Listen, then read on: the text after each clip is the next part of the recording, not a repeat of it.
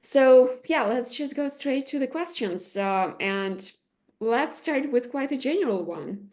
Vadim, tell us about your department, because the name is really interesting. It's growth, and it's sometimes you might think like what it means. So what do you do, and what is the main goal of the growth team?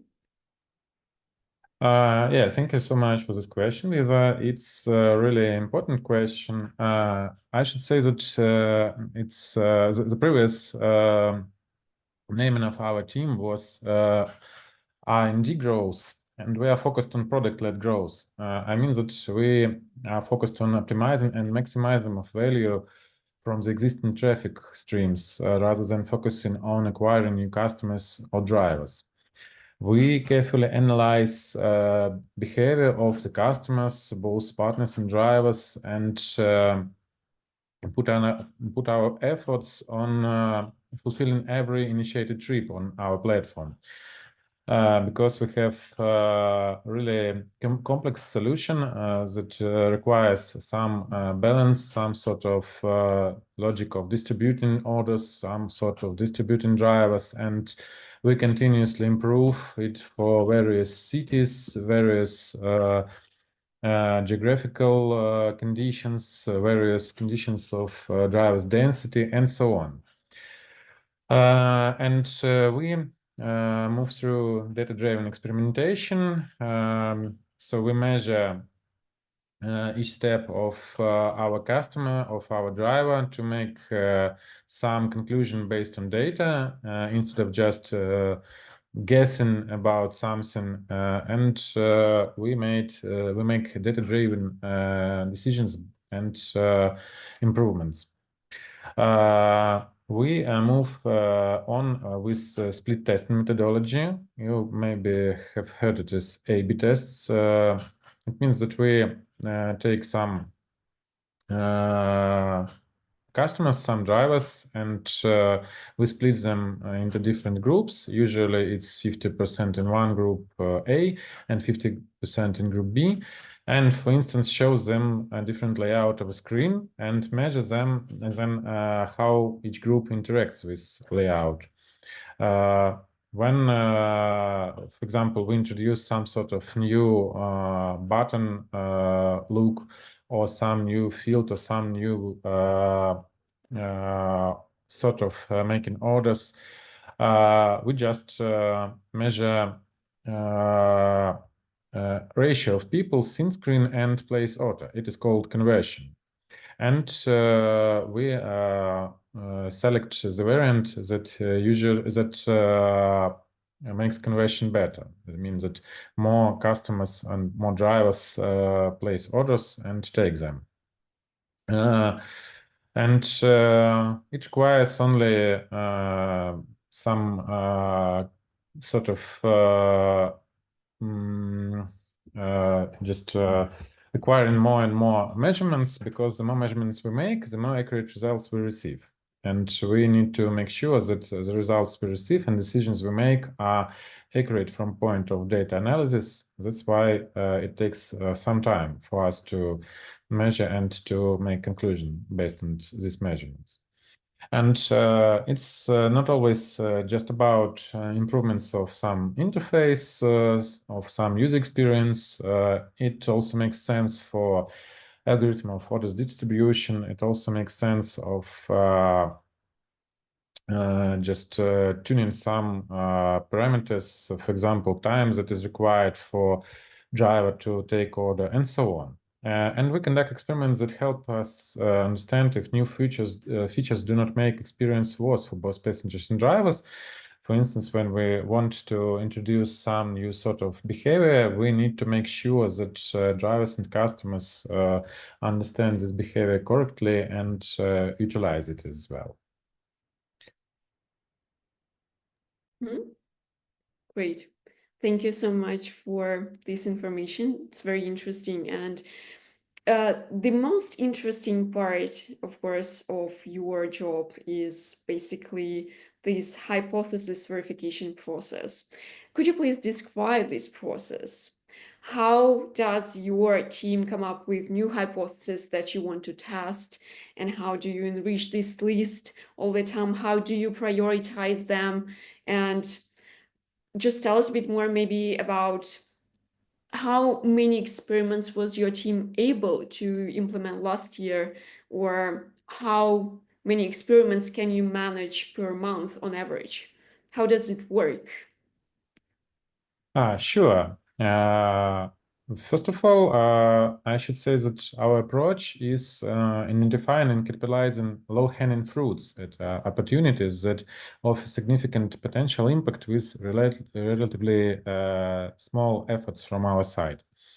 And all ideas that are coming from our partners, all ideas that are coming from our development teams, something from other applications that we study and that we see on market.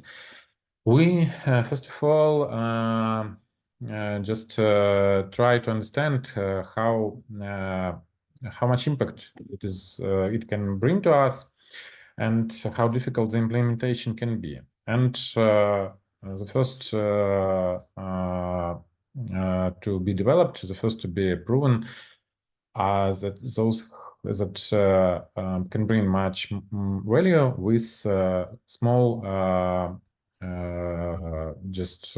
small implementation efforts. So there are some ideas that are basically lie in our methodology of taking ideas into work.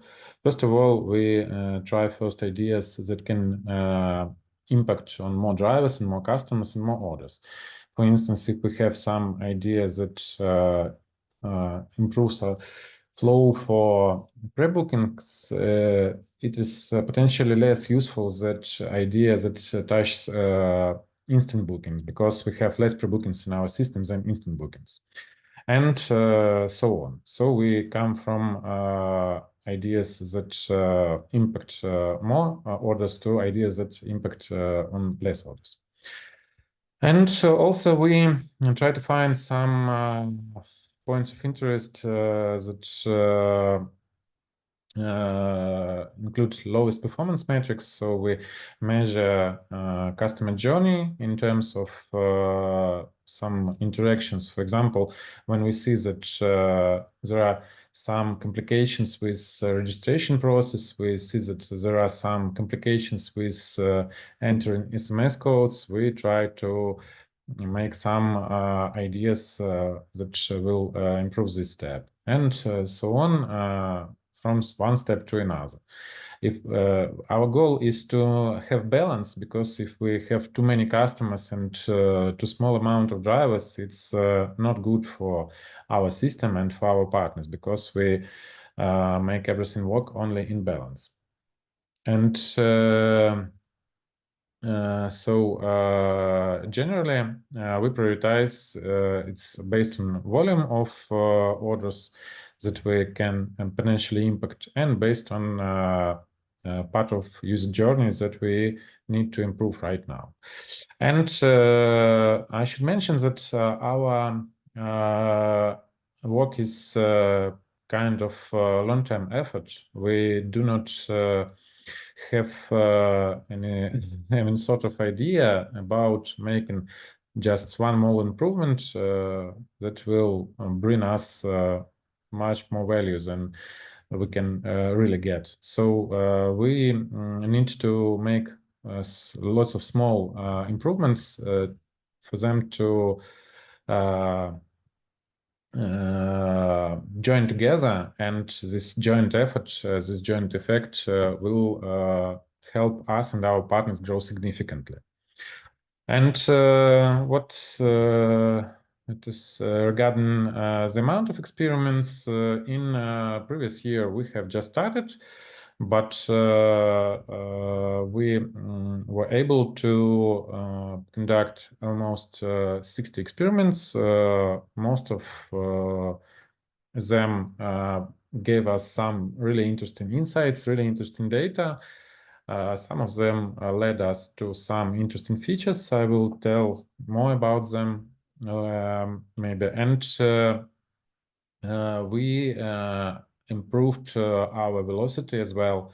So if we started with just I don't remember, maybe 2, 3 or 4 experiments per month, we finished this year with almost 10 experiments per month, and that's great. Wow, that's a lot.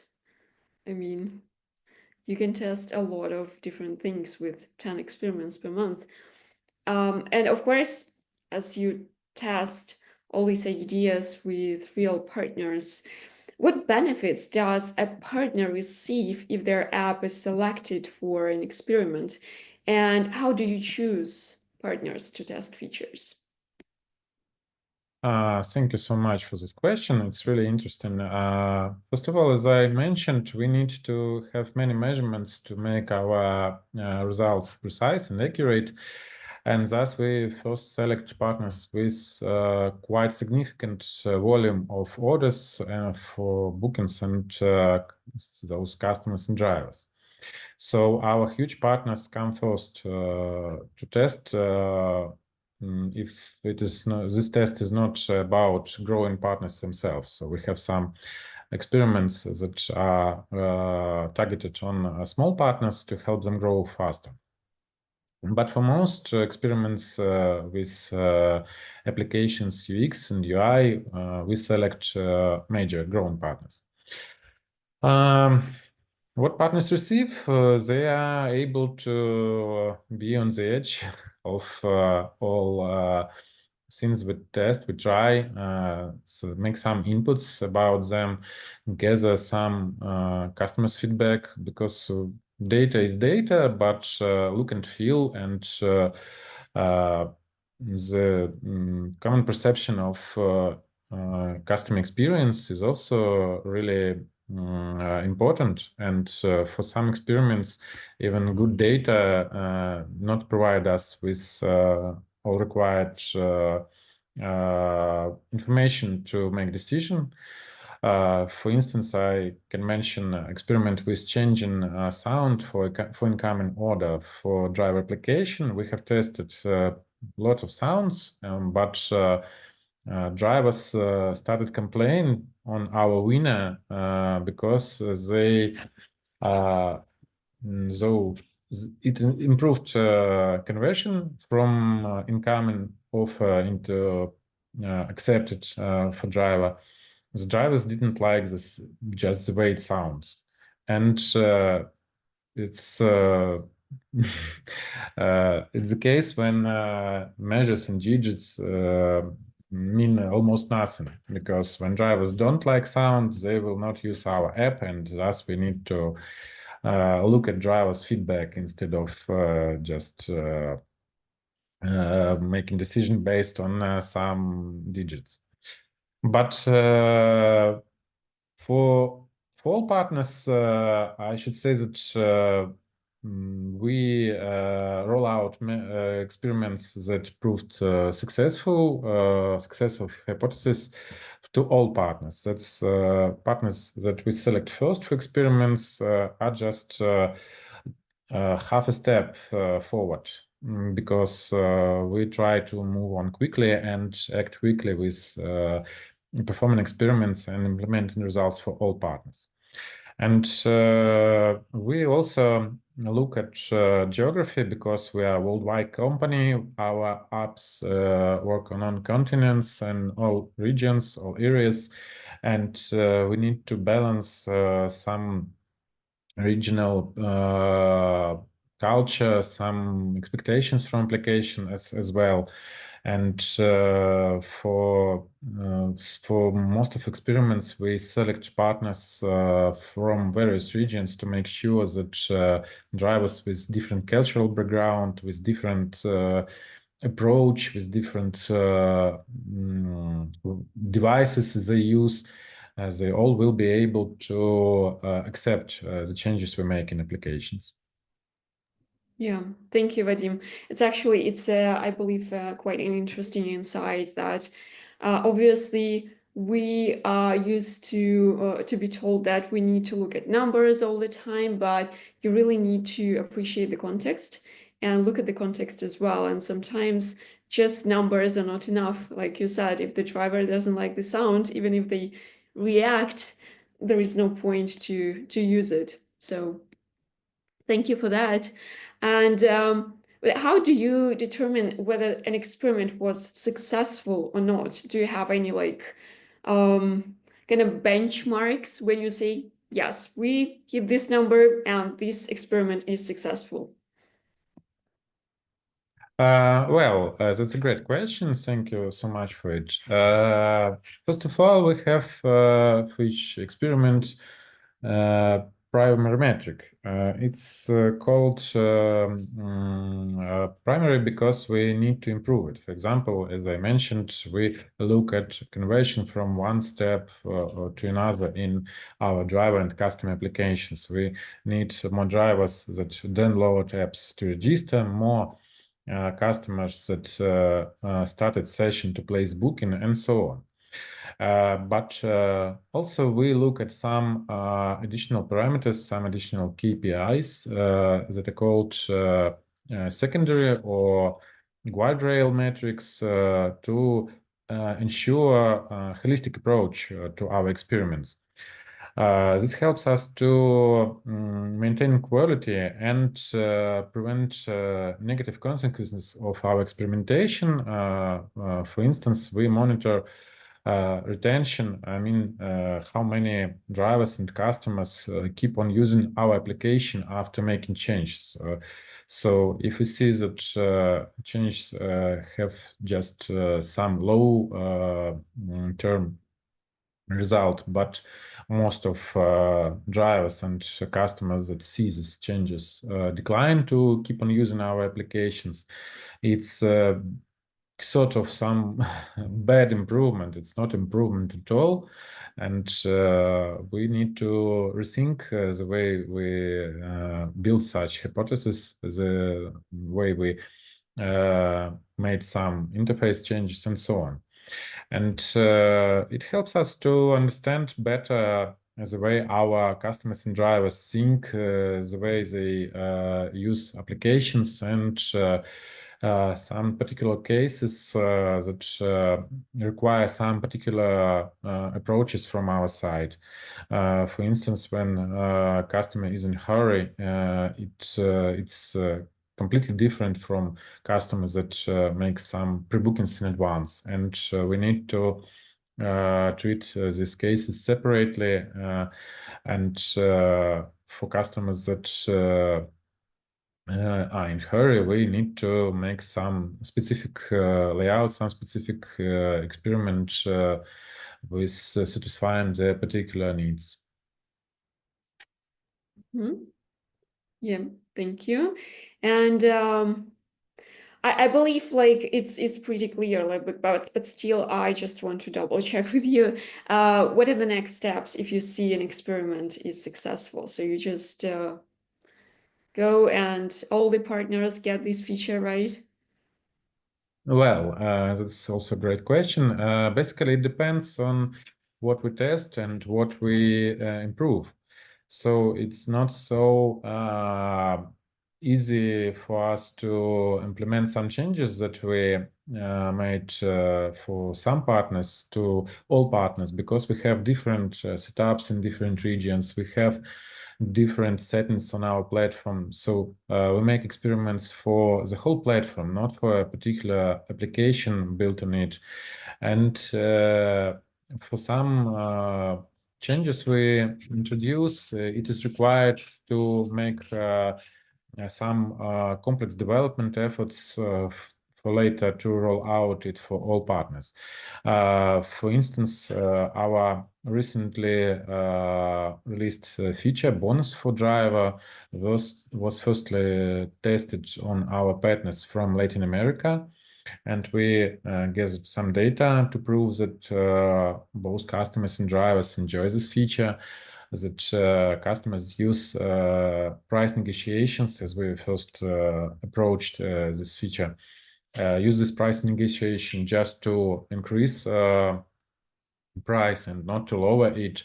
And later, after rethinking all these insights we received, it was also performed some sort of interviews with both drivers and customers to make sure that we understand our data correctly. And only after all these steps, our development teams were able to start with this feature, and it took several months to develop it for the whole platform, for our partners from all regions able to use it, because it was quite a complex feature that required quite a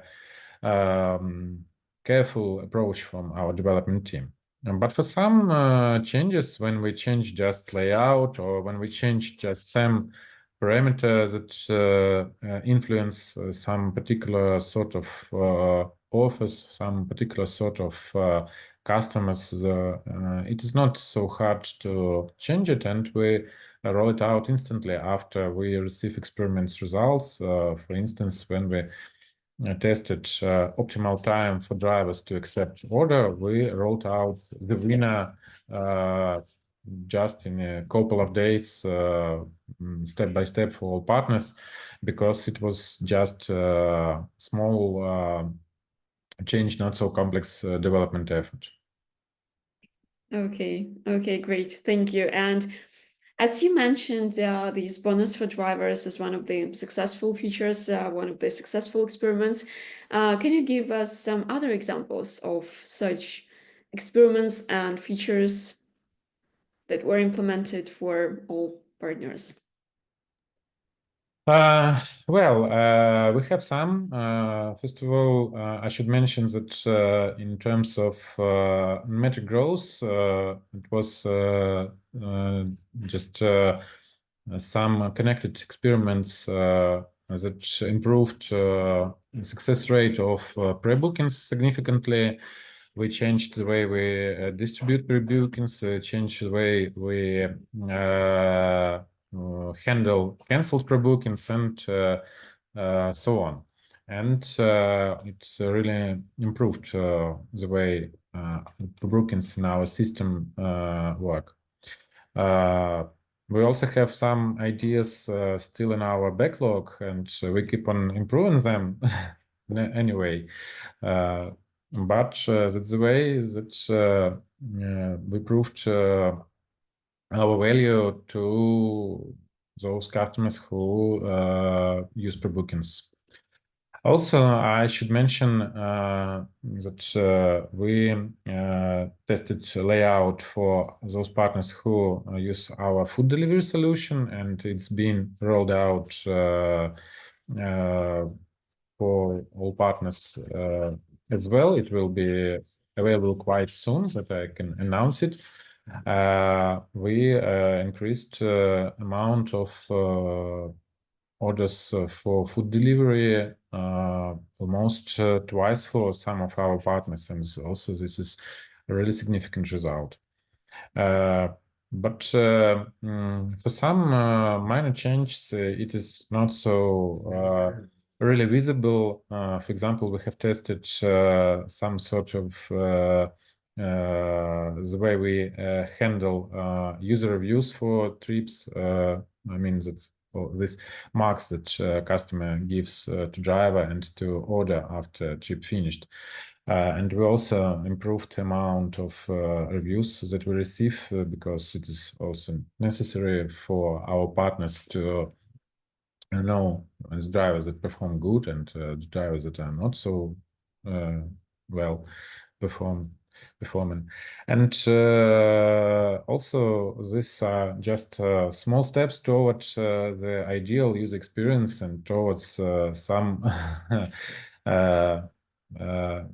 dream situation when we place any initiated order and it will be fulfilled by driver with no exceptions.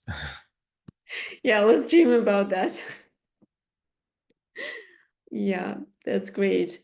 Okay, like that was all about successful experiments, but of course, not all of them are successful, unfortunately. We wish we had more, but it's life.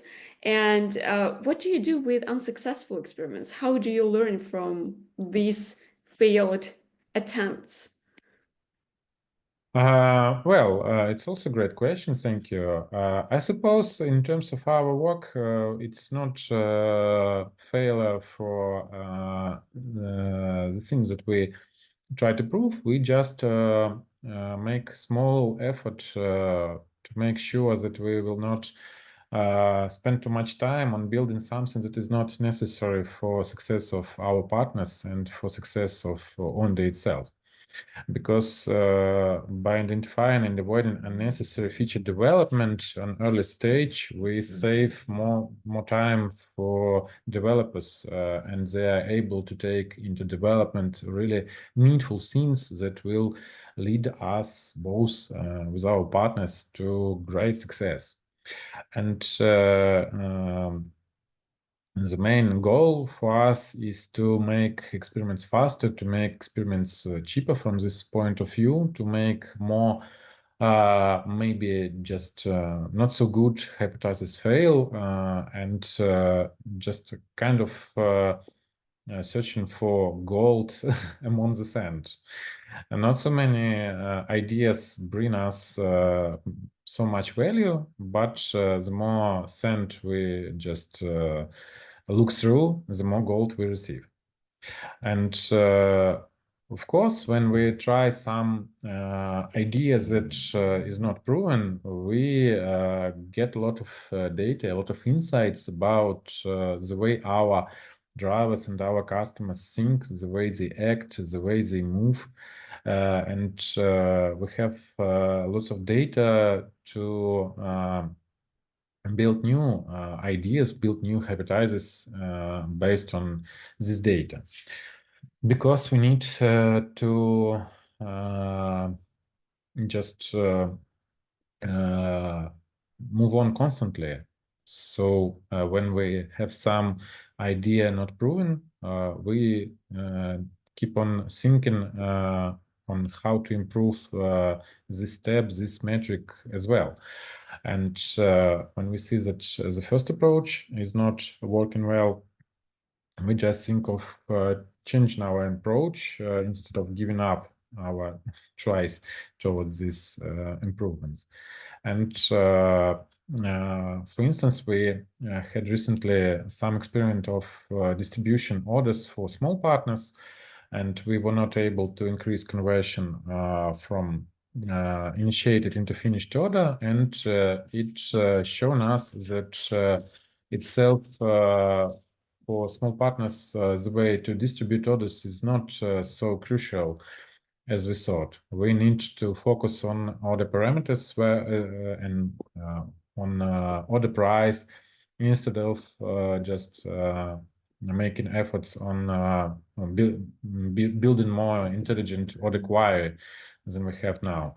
And it's also really valuable insight because we need to make sure that we put our focus on really significant things, really required for success for our partners and us. Yeah. Yeah, indeed. Like you said, it's very difficult to say that there are any like really failed experiments, because as any experiment that you do, it brings you knowledge and information that you can use later, and it really saves a lot of money and time and effort for the company to really develop like this whole thing and then learn that it doesn't work. It's yeah, it would be sad to do something like that. And I believe like in general, this is just a great approach for business as well, because you do it for the technology, but it can in general be done in business. And can the taxi business with mobile apps apply these hypothesis verification approach to their processes? Like maybe you can give some examples of what they could do, or could you maybe recommend a book to read about this approach? Great. It's also a really important question. I should say that I believe that it's approach that is required for each business to succeed. Just try something, make some conclusions, and move on with them. Regardless, these conclusions bring money or just bring some data. And first of all, I should say that any idea that is based on some business parameters, some business impacts, can be tested through some sort of test. And regarding taxi business, the easiest way to implement the idea, the methodology of growth through split testing is testing of communications for customers and for drivers both. Try to send push notifications to drivers about expecting high demand in particular time, in particular area. Try to send push notifications about some bonus programs and so on. Try different groups of drivers, different time to send, different wording of message you want to deliver. And when you receive some data, you can select winner and you can use it for further communications. Also, it's a great approach for building advertising campaigns to select some messages, to select some visual communications, some the way you the way the advertisement looks and feels, and try different approaches to advertising as well, not to spend too much money, too much budget on unsuccessful campaigns, and to maximize the value each advertising campaign can bring to you. And also, it is a good approach to test some sort of new services. For instance, uh, when you try ride hailing, you can also try to introduce some partner services. For instance, some maybe car assistance and so on. And all these things are just tests that do not require so much effort, do not require so much time, do not require so much budget. But in case of success, you can scale them. You can invest more in the winning variant and receive more from this winner. And it is great. You can make more ROI from each single experiment. And you also mentioned books or online courses, and I suppose that the first book for everyone who is interested in growth through testing is called Trustworthy Online Controlled Experiments, a practical guide to A/B testing. It is a must for everyone who starts with this experiments. This book is available on different languages. It is written by people who implemented A/B testing approach for Microsoft, for LinkedIn, and as far as I remember, Amazon. And maybe you can think that, oh, where is Amazon? Where is my business? I don't have so much volume of traffic. I don't have so much people and engineers to run tests. But I should say that it's not so scary because most of tests you can run do not require so much traffic, and there are a lot of testing tools that do not require engineering assistance. For instance, we started with Firebase A/B testing that is available from the box for each of our mobile app, and you can use it for sending push notifications to your customers and to your drivers. And you can use it for free without any additional payments, without involving any engineers to integrate it into your work. And that's the best way to start. And later, when you see the impact, the ROI of your efforts, you can think of more complicated, more complex solutions. And also, I should say that for those who are novice to some data-driven approach, it is good to look through some book on statistics, like Statistic for Dummies, or some quick course on like Introduction to Statistics on Coursera. It is really easy to read, really easy to watch if it is course, and it brings you more ideas, more values than the first book I mentioned itself. So I'd rather start from statistics and then go to controlled online experiments, because it helps you to understand better the way you can measure your business in data-driven approach, and the way you can make data-driven decisions. Thank you so much, Vadim. And I would also like to mention another webinar that we had last year with one of our experts, Ekaterina Han. She has a lot of experience. She used to work at Bolt before, and I'm going to share the link in the chat with you to this webinar that you can watch after we finish our conversation with Vadim. Yeah, thank you for all the recommendations. But I probably have like the last question to you. What like how do you see the future of the growth department?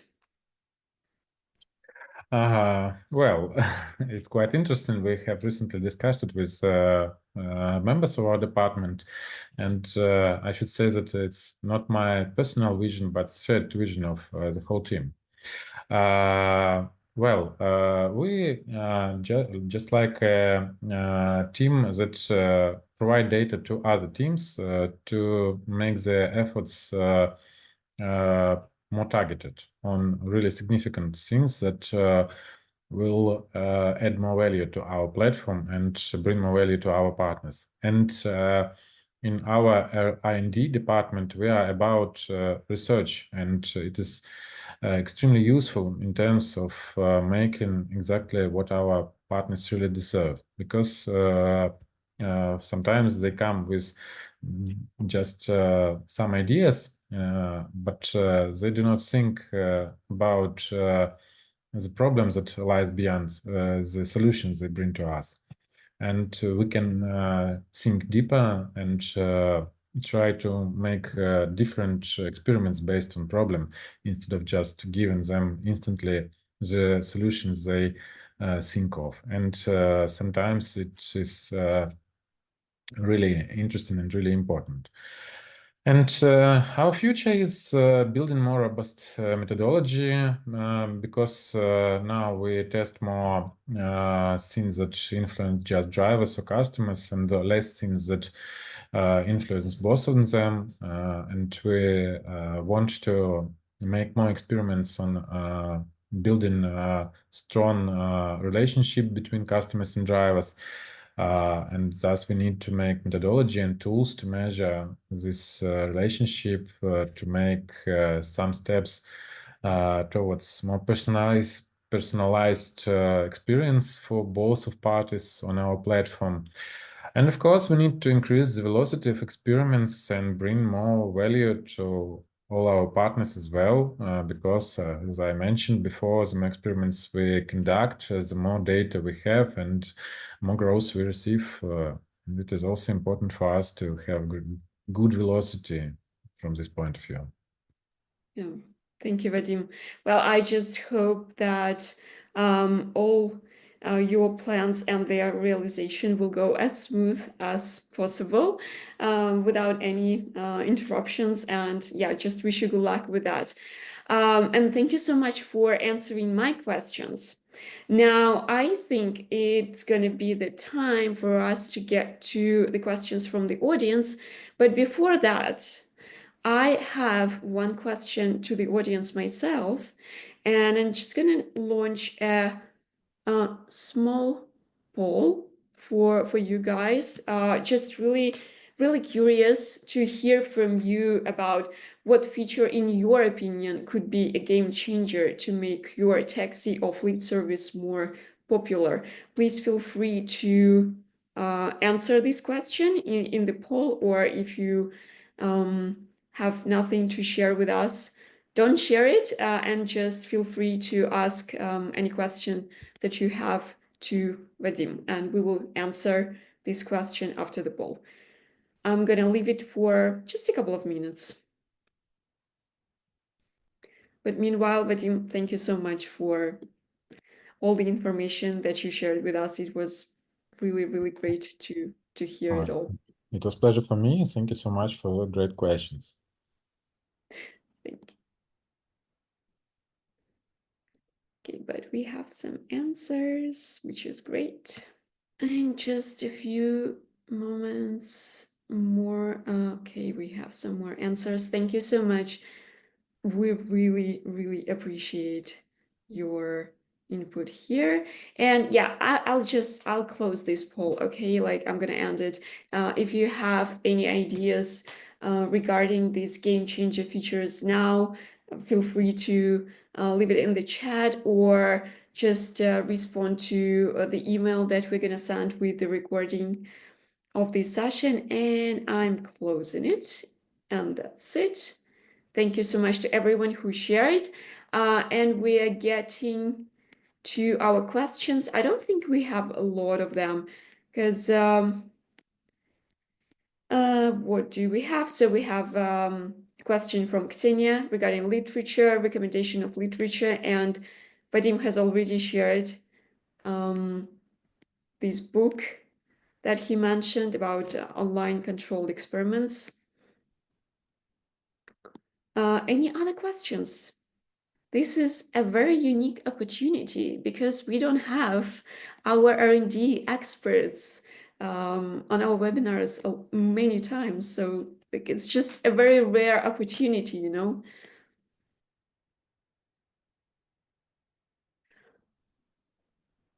Okay, another question from Ksenia. Ksenia, thank you so much. Is there a specific amount of data or a minimum number of users required to implement the experimental approach?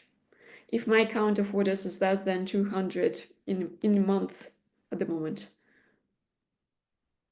Well, you should take into account that when you try to measure something, you can measure orders, or you can measure some other sort of interactions. For example, when you have about 200 orders, you will have much more customer sessions than orders. And when you try to measure some impact on what you do, it's better to measure customer sessions, because you will get more precise and accurate data. And the amount of orders is not the primary metric for each experiment you conduct. It depends on experiment. And you can try to measure something even with 200 orders. It's not so many, though it can be enough for you to make some sort of decision. It will be not as precise and as accurate as we used to have for thousands of orders, but nevertheless, you can measure, and the tool you use for A/B testing will show you the significance and the risk you take, and it will be affordable for you. For example, when you change some sort of behavior of your application, and you see that the parameter you desire to reach raised twice, it will be enough even for 200 orders in a month. Thank you, Vadim. We have a couple of more questions. Thank you guys for asking them. One is from Marlon's. What inform payment structure and commission? What inform payment structure and commission?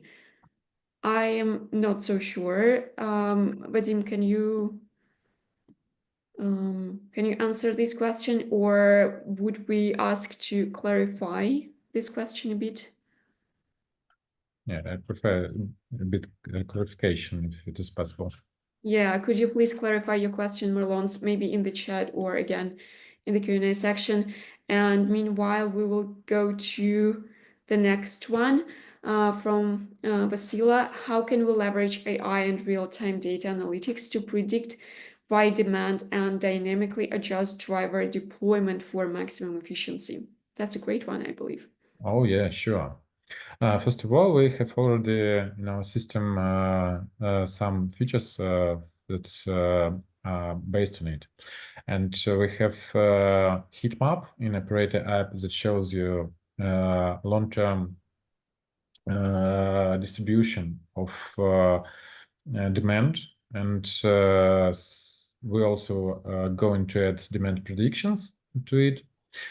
And also we have dynamic pricing that automatically changes price based on demand, based on allocation of customer that places order. And for those dynamic pricing, you have no need to make any manual adjustments, so it works purely automatically. But regarding the predictions, we have also some sort of data analysis services for our partners. You can consult with your account manager if you're already a partner of Onde, and they will tell you more about our data analysis services. Thank you, Vadim. Thank you. I don't see any clarification from Marlon's regarding his question, but let's wait for a while because maybe we can get anything else. So let's just give it a couple of minutes for Sure. anyone else to ask, but another one from Maxim. I read that you use created orders and completed orders for dynamic pricing. If there are other features except this one. Maybe you mean that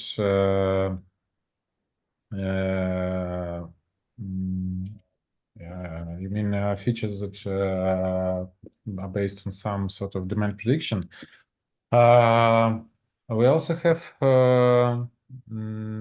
some features that balance demand and supply from driver side. I mentioned bonus for drivers. That is also creates some effect on demand supply balance. And I suppose that dynamic pricing is pretty well for that. I mean that created orders and completed orders are good parameters to measure for build dynamic pricing and to adjust pricing to demand. Thank you, Vadim. And the next one from Carlos. What is the best way to forecast future demand? This is a big request asked from drivers. The best way to forecast future demand? I suppose that the future demand can be forecasted based on existing data in our apps. We have heat map also in driver app, and when we have more orders placed in our apps, they have more and more data in this heat map. And from my previous experience, this demand is quite stable from day to day, except some specific time of the year, for example, New Year or something like that, some big concerts, some big football activities, and so on. And when driver sees that from day to day, this particular area of the city has high demand, then he knows that he's for sure will take some passengers from this area to make finished make just orders and make money from them. And for applications that just start, it is necessary to gain more passengers, because with low amount of passengers, they have no enough data to build this demand, and we have no other sources to measure demand except our applications. Okay, thank you. Okay, we have some clarification. Considering the competition in the taxi industry, drivers and clients look for opportunities that will give them value for money. What competitive edge can be promoted to partners, drivers, and clients? Anything from the side of technology? First of all, the best way to provide more value to customers is just work with drivers well, to train them to start orders in proper way.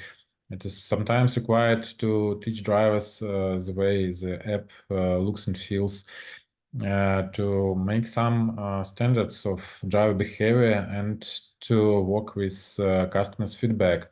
So operational work is extremely important, and technology itself cannot purely make customer experience better in all cases, because first of all, ride-hailing and taxi business are about people who connect with each other, and we need to make sure that this interaction will be pleasant for both of the parties.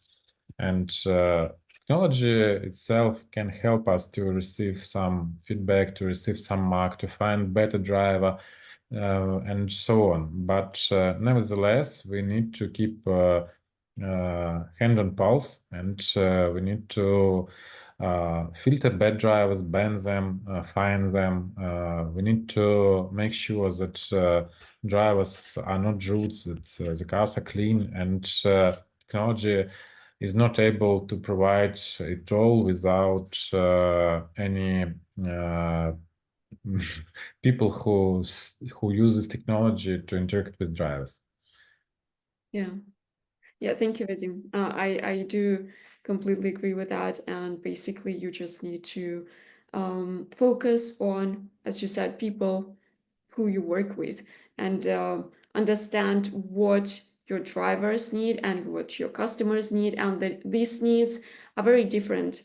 There is no one universal answer for your area, for your location, and for your audience. It's just you listen to them, to their problems, and then you define this competitive advantage. Yeah. Yeah, Thank sure. you. Thank you so much. I guess that was the very last question, and I would like to call it a day.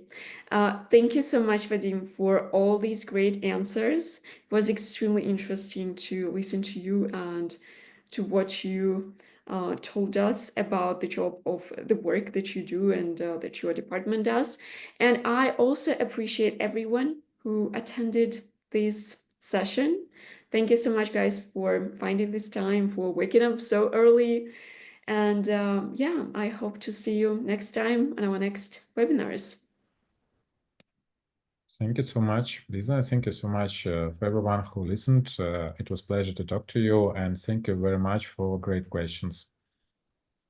And have a nice day. Yes, have a nice day, everyone. Bye. Bye.